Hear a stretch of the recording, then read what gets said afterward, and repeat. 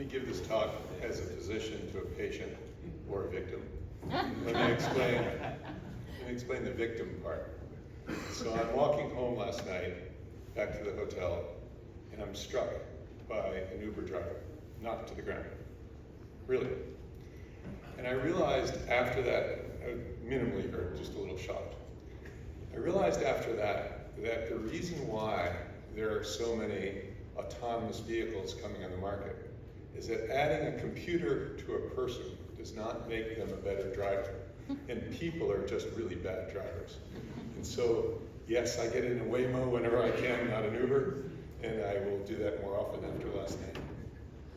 So let's talk a little bit about what's the patient sitting in front of you as a physician thinking about? And many of them will come into your office and say, hey, look, you know, I've gone to Mexico, I've gone to the Caymans, I've gone everywhere I can to get stem cell therapy. And my conversation with them as a patient is the following. Listen, within each of you, there are billions of stem cells. They're pericytes, as Arne Kaplan always showed us that wonderful slide. My job as a physician is to mobilize those billions of cells to your site of injury. When you get hit, when you have an injury like last night, your body mobilizes cells to that injury, and as Arne always said, was the professor at the site of injury, organizing the healing responses. Jason just gave a beautiful talk about. So that's my job. My job isn't to inject cells, which I think die pretty quickly and don't last long enough. My job is to inject the chemokines that motivate your cells.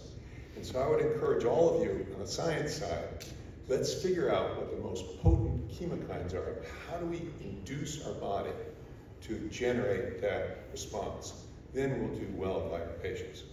And so in this talk, no conflicts. And back to the old garden, you know, why plant a garden without trying to water it? So that's why I see watering it. The question my patient's asking is, hey, am I treating just visible trauma, or am I ignoring the opportunities to augment it? And what are the benefits to anabolic therapies? And yes, I call it anabolic therapy. That's my verbiage with the patient. I can put something in, but how do I stimulate it to grow better, to heal faster? And all my patients say, hey doc, why does it take a year for collagen to mature? Can't you speed it up? Can I get back faster? So our job as physicians and scientists is to figure out how to speed it up.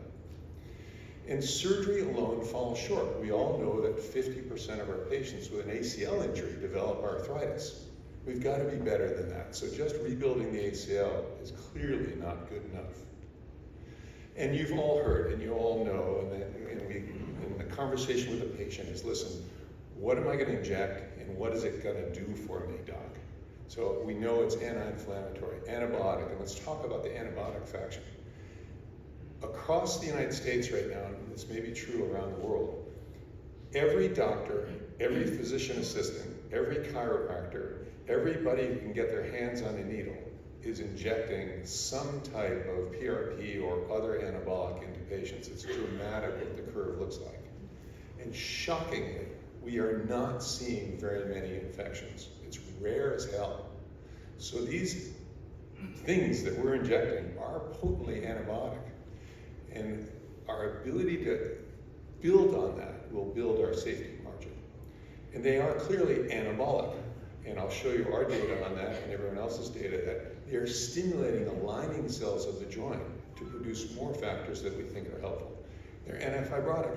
We think we're innovative. It turns out that 100 years ago, abdominal surgeons were putting amniotic fluid into the abdominal cavity to decrease fibrosis. It's the #1 bugaboo of all abdominal surgery. It's not new.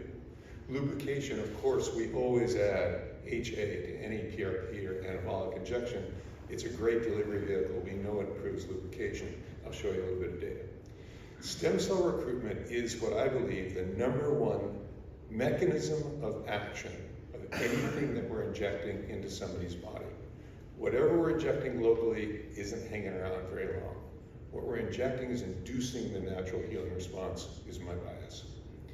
So just a little bit of data, this is meant to be from our own studies here at our clinic. Can any of these injections improve patient pain and outcome? Because that's all my patients care about.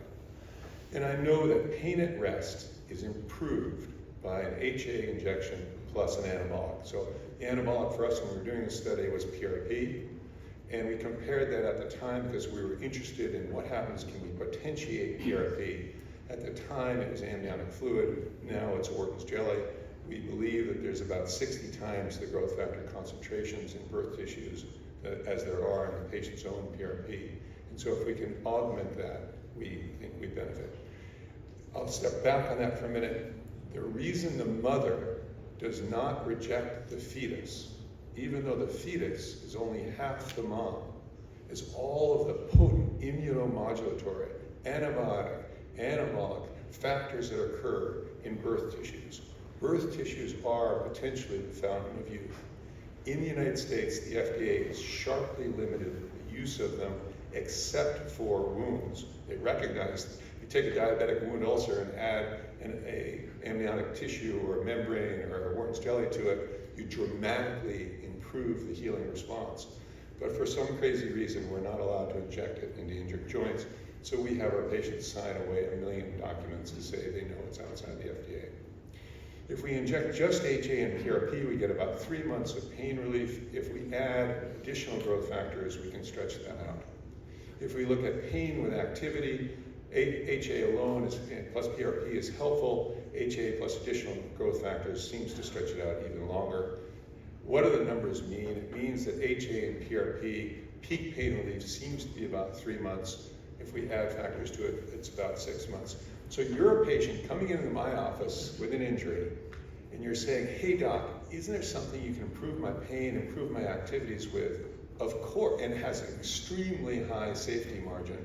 Of course, why would I not do it? So pain during activity is the most consistent finding of our studies so far. We have about 1,000 cases now of these injections, all of which we're now tracking. They also are, from the literature and from things you've seen today, they reduce surgical failure. They may slow the progression to arthritis. You've seen what the papers are. But certainly if you're the patient, you're thinking, what can I do to avoid a failure? How can I avoid this eventual arthritis of an ACL injury? So pain, activity, patient satisfaction are the things I get from the literature and what I get from my own patient population. So conclusion, biologic and biomechanical support, lubrication, inflammation control, immune modulation, potentially regeneration. I don't say that to the patients because I'm not convinced of the data yet, but it's certainly potential. So we want to treat the entire joint.